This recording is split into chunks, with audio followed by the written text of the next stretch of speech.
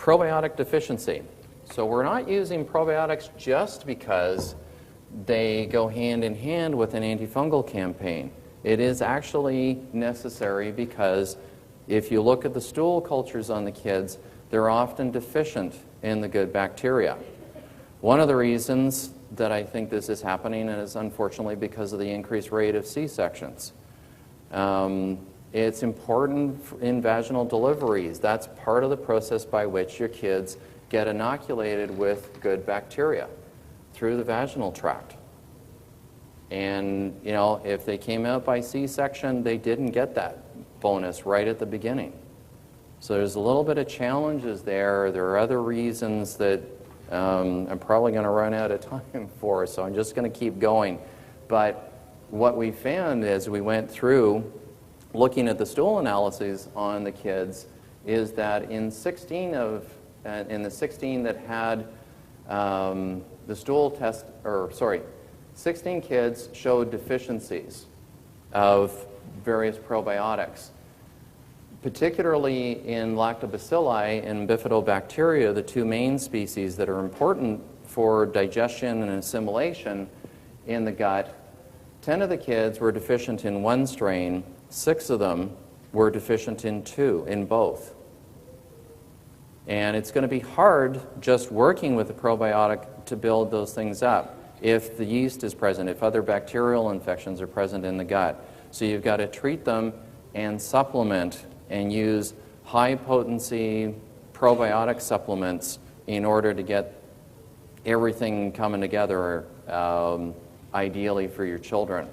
Another little warning, and you know, I don't want to be picking on people too much, but be very careful about the advice you get from health food stores. If you are going in, you're buying products, I mean, I'm all for supporting your local health food stores. A lot of my families get the supplements that they need through local health food stores. But their staff are not trained, they're not aware of what your kids need. Your children are a little bit different. I've got health food stores in my area in Mississauga that are selling probiotic supplements that have probably less than 10% of the level of good bacteria in most of the products that I recommend. If you're 10% less, and there's issues about how much of your probiotic supplement actually gets through to inoculate the gut, you want something that has 20, 30, 40 billion bacteria in it, not something with 2 billion bacteria. And I've had, unfortunately, too many health food store employees over the last few months substituting my products because the recommended one wasn't available.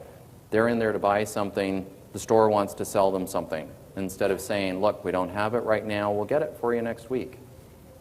Simple solution to the problem.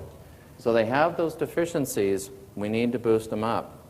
The probiotics are really important for immune function, both from an allergy perspective. Treating with probiotics will reduce their allergies to environmental things like pollens, dust. So if your kids are starting, you know, if they're 4 and 5 and they're starting to show signs of hay fever or seasonal allergies, increasing their probiotic levels will reduce their allergic reactions during those seasons.